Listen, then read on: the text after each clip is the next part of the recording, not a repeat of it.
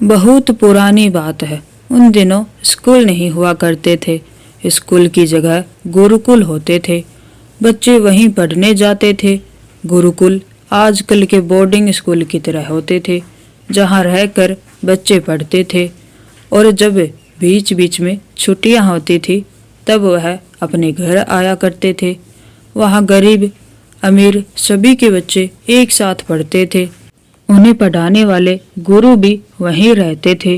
गुरुकुल में केवल पढ़ाई ही नहीं होती थी, उसके अलावा वहाँ पर बच्चों को नैतिक शिक्षा के साथ साथ जीवन को आसान बनाने हेतु प्रशिक्षण भी दिए जाते थे।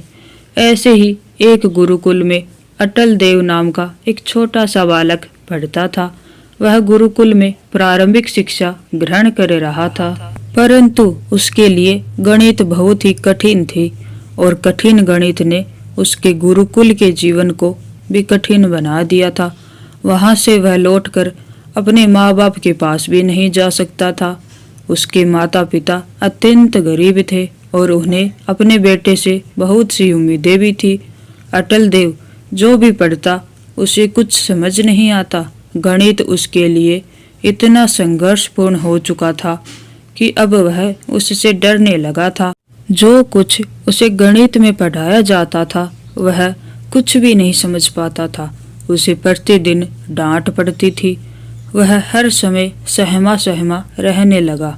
एक दिन निराश होकर उसने यह योजना बनाई, जब रात को सब सो रहे होंगे तब मैं गुरुकुल छोड़कर चला जाऊंगा। परंतु यह क्या, जब उसकी आंख खुली तब तक सवेरा होने वाला था। परंतु अटल देव का गणित से डर बाकी हर डर से बड़ा था। अटल देव ने सोचा, अभी सवेरा तो नहीं हुआ, चलो जल्दी जल्दी भाग जाता हूँ। वह उठकर गुरुकुल से भाग गया। 2-3 घंटे चलने के बाद वह एक गांव में पहुंचा। तब तक सुबह हो चुकी थी। गांव के कुएं पर महिलाएं पानी भर रही थी।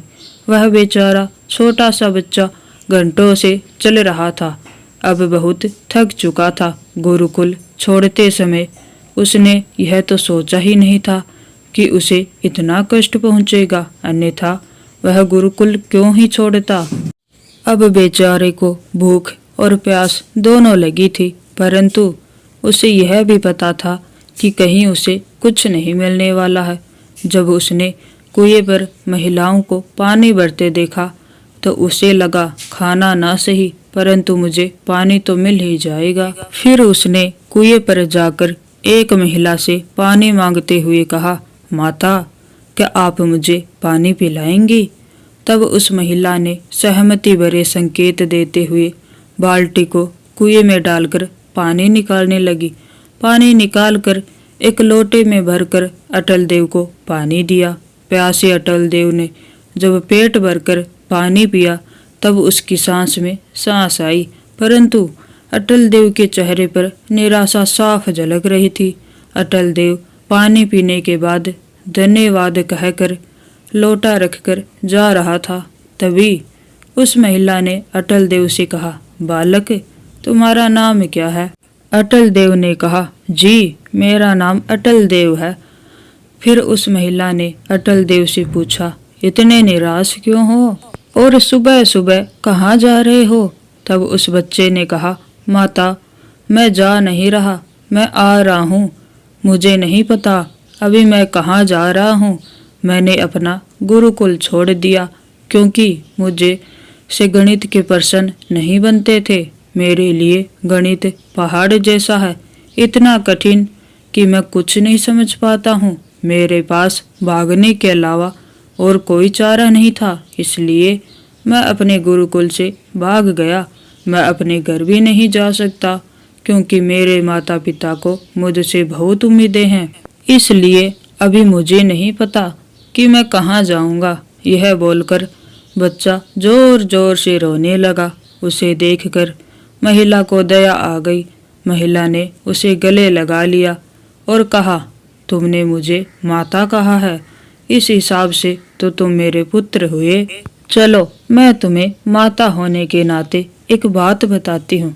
क्या तुमने कुएं के इन पत्थरों पर पड़े निशान को देखा है? अटल देव ने उत्तर दिया, हाँ देखा है। महिला ने अटल देव से पूछा, क्या तुम मुझे बता सकते हो यह निशान कैसे बने होंगे, किसने बनाए होंगे?